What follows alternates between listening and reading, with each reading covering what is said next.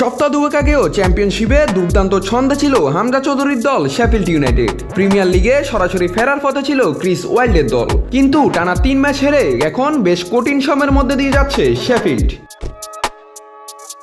সবশেষ ম্যাচে ঘরের মাঠে 2-1 গোলে হেরে যায় প্লিমাউথের বিপক্ষে।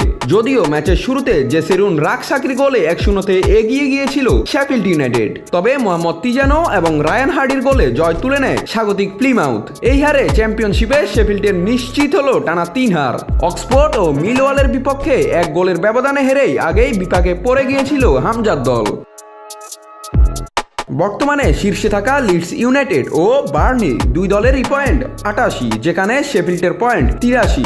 সামনে বাকি আছে আর মাত্র 5 ম্যাচ। এই অবস্থায় যদি শেফিল্ড সেরা 2-এ থাকতে না পারে তবে খেলতে হবে প্লে অফে, আর সেখান থেকে আসতে হবে প্রিমিয়ার লিগে।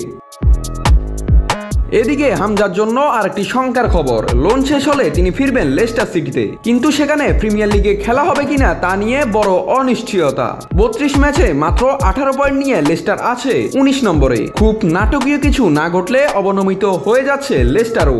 এমন পরিস্থিতিতে যদি লেস্টার হামজাকে দলে রাখে তবে আগামী মৌসুমেও তার ঠিকানা হবে চ্যাম্পিয়নশিপ।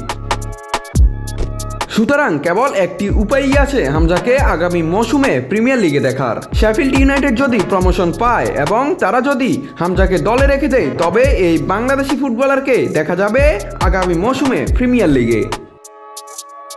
নাত রাহুল, নিউজ না স্পোর্টস।